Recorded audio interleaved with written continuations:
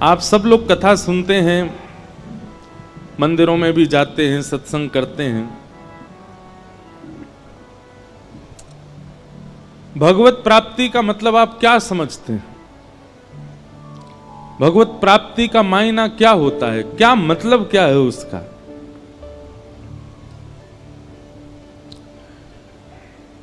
सीधी बात, अपने जीवन के महत्व को समझना ही भगवत प्राप्ति है। आद्य गुरु शंकराचार्य कहते हैं, को हम कस्त्वम कुत आयात, को में जननी को में तात।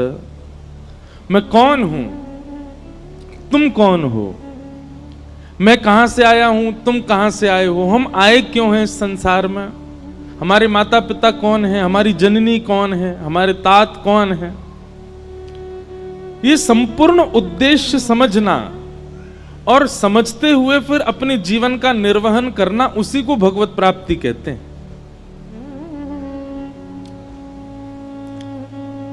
स्कूल तो हजारों बच्चे जाते हैं, यूनिवर्सिटी में हजारों बच्चे जाते हैं, पर बनकर के असली विद्यार्थी कुछ बालक ही निकल पाते हैं।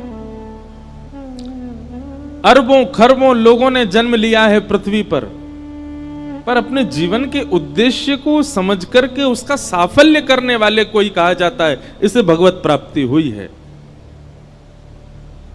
और क्षमा कीजिएगा, भगवत प्राप्ति में या फिर संसार में आने के बाद क्रियाएं करने में धन प्राप्ति, ऐश्वर्य की प्राप्ति,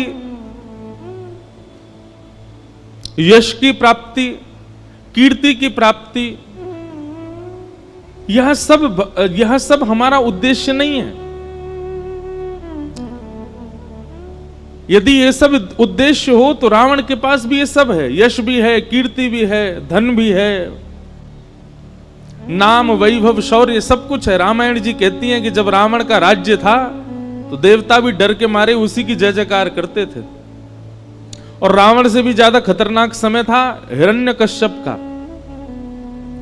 नारद जी कहते हैं, मैं अपनी वीणा पर हिरण्यकश्यप का गुणगान गाता था जब हिरण्यकश्यप का काल था। तो इन सब ने भी वो प्राप्त किया है जो आज का मानव प्राप्त करना चाहता है।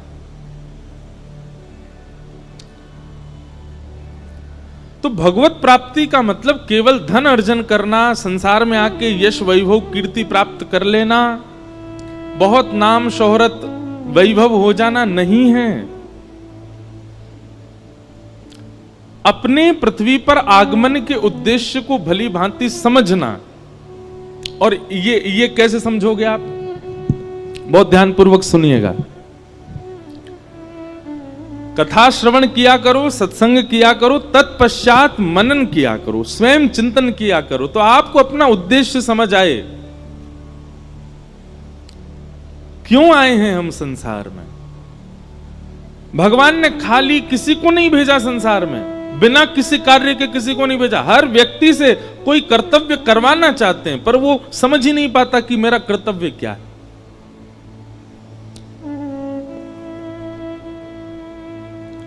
इसलिए ये कथाएं जो हम सुनाते हैं, इतने लोग आते हैं, कई लोग तो हर कथा में आते हैं, चाहे जहां कथा हो दुनिया के किसी कोने में, पर इन सब से आप पा क्या रहे हैं, ले क्या रहे हैं? और मैं इतनी कथाएं करके दे क्या रहा हूं, ये मुझे भी समझना होगा, आपको सुन करके समझना होगा। अपना उद्देश्य जानिए। 3 बातें याद रखिए, जग की सेवा, खोज अपनी, और तीसरी प्रीत हरि से कीजिए। ये 3 बातें आपको करनी है। क्या?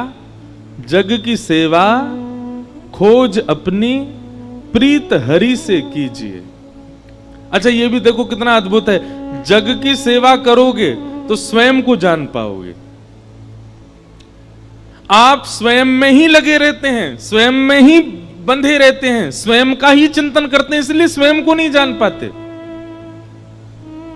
खुद को देखने के लिए दर्पण चाहिए ना, ठीक वैसे ही खुद को जानने के लिए दूसरों के पास जाओ, तभी पता चलेगा कि आप कैसे हो। खुद से खुद के साथ ही रहोगे तो हमेशा अच्छा ही लगेगा आपको कि हम अच्छे ही हैं, कोई दोष बताने वाला नहीं होगा। इसीलिए गोस्वामी जी कहते हैं निंदक नियरे राखिए, अपने सदैव समीप किसको रखो? जो आपकी निंदा कर देता हो, जो आपके बारे में गलत बता देता हो, उसको पास रखो। हमारे पूज्य पिताजी महाराज जब कथा में आते हैं ना,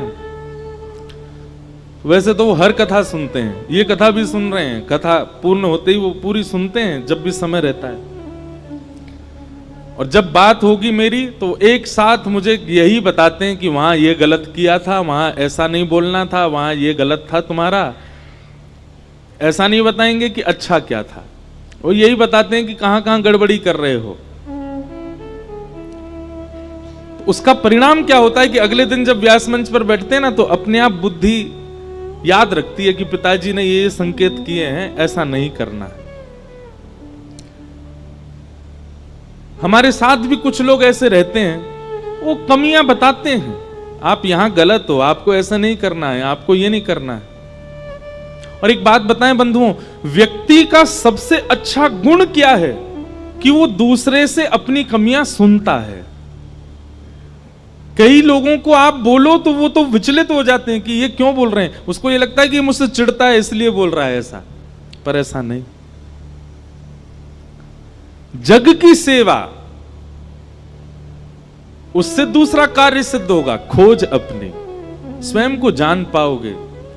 और जिस दिन आपने स्वयं को जान लिया तो प्रीत हरि से कीजिए, अपने आप हरि से प्रीति हो जाएगी। और इसके आगे की पंक्ति क्या है? जिंदगी का राज है यह जानकर जी लीजिए। ये जिंदगी का राज है। 3 काम, जग की सेवा, खोज अपनी, प्रीत हरि से कीजिए। जिंदगी का राज है यह जानकर जी लीजिए। जिंदगानी का खिला मधुवन किसी का है दिया, मैं नहीं मेरा नहीं यह तन किसी का है दिया। इसलिए स्वयं को पहचानना यही भगवत प्राप्ति है, स्वयं को जानना यही भगवत प्राप्ति है, अपने उद्देश्यों को स्पष्ट करना यही भगवत प्राप्ति है। बहुत कम समय हम लोगों के पास में, इसलिए जल्दी ये कथाएं भागवत आदि इनको आप ना मनोरंजन मत समझा कीजिए। हम बार बार हाथ जोड़ के निवेदन करते हैं, मनोरंजन का विषय, व्यवसाय का विषय जिस दिन कथा को आपने मान लिया उसी दिन सर्वनाश हो जाएगा। भक्तमाल जी कहती हैं, जिस जगह पर कथा होती है महादेव उस स्थान को प्रणाम करते हैं। जिनको पूरा विश्व प्रणाम करता है, ऐसे विश्वंभर जिस स्थान को प्रणाम करते हैं, वो कथा सामान्य हो सकती है, वो कथा व्यवसाय हो सकता है, वो कथा मनोरंजन हो सकती है? नहीं। देवता भी आते हैं कथाओं में। इसलिए ये कथा का जो अवसर मिलता है ना, इसको गवाइए मत। इसको केवल नाचते गा करके और केवल आनंद उत्सव करके खुश मत हो जाइए। आप अपने आप को खोजिए। व्यास जी जो बता रहे हैं इससे हमको मिल क्या रहा है, ये किस प्राप्ति की ओर हमको संकेत कर रहे हैं।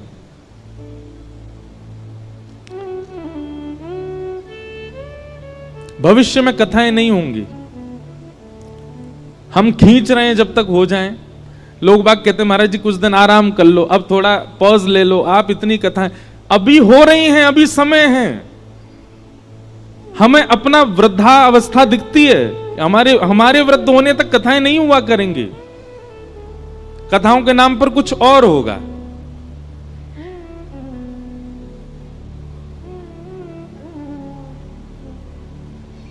अभी की बात नहीं है, पहले की बात है, जब हमको इतने लोग जानते नहीं थे। तो एक जगह कथा निश्चित हुई, अचानक से कथा स्थगित हो गई। तो पता चला वहां कोई और कथा करने। हमने कि भाई कथा स्थगित क्यों हुई?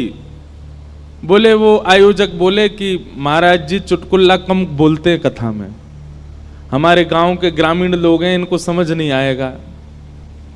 महाराज जी नचाते कम है कथा में, इसलिए हमने वो वाले व्यास जी बुलाए जो नचा। अरे वाह, इसलिए कथा होती है?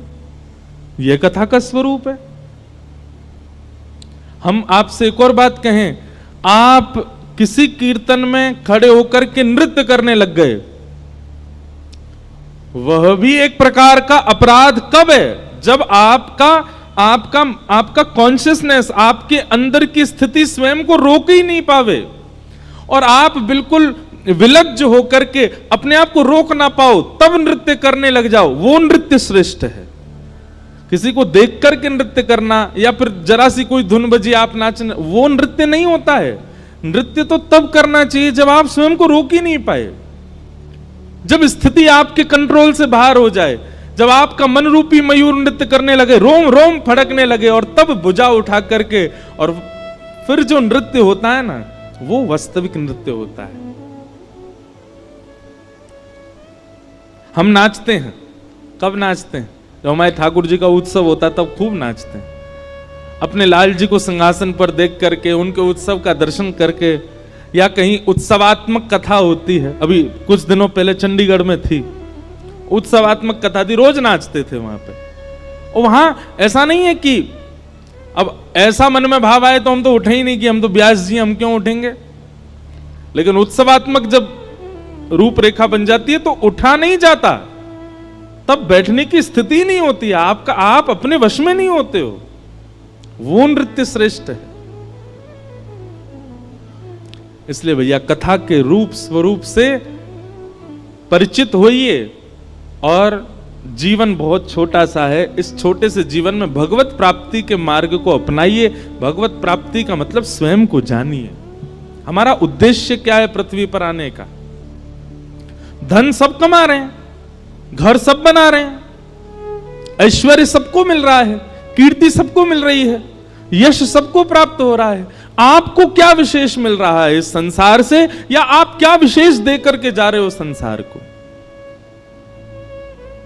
इस पर विचार कीजिए। 3 दिन की कथा और शेष है, आज, कल और परसों। आज गोवर्धन उत्सव है, कथा में बाल लीलाएं हैं।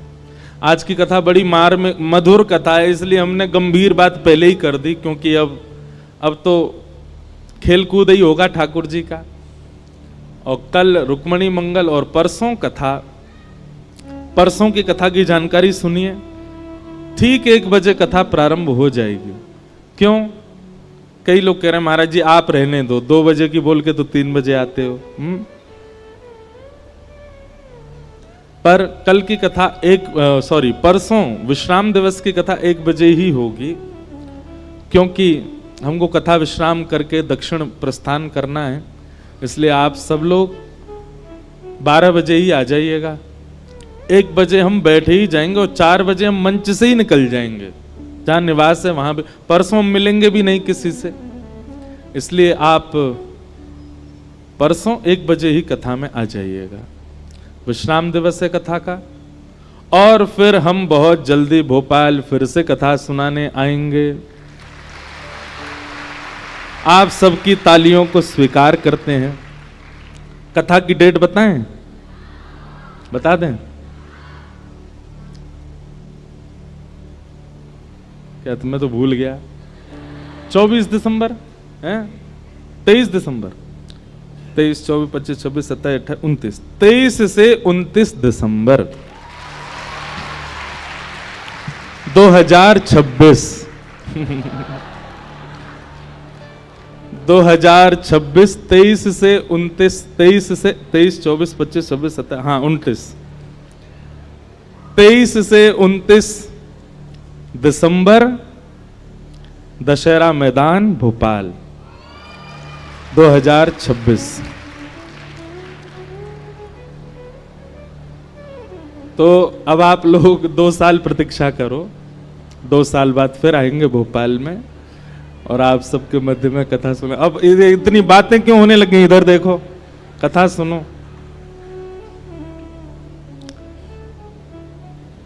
तो आनंद आएगा। और जो कथा करा रहे हैं वो भी बड़े अद्भुत महापुरुष हैं। एक ही साल में 2 कथा करा रहे हैं। 2026 जनवरी में पूज्य पिताजी की, दिसंबर में हमारी।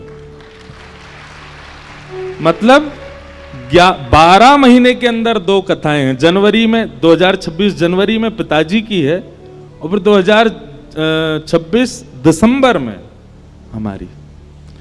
तो आएंगे कथा सुनाने, आप सब लोग बड़े भाव से आइएगा। तब तक के लिए इस कथा को पचाइएगा, 2 साल तक इस कथा को जीवन में उतारिएगा। जल्दी ठाकुर जी योग बनाएंगे और उससे पहले हम नर्मदा जी के तट पर तो आएंगे ही, आसपास जहाँ भी, उससे पहले हम परिक्रमा भी करें।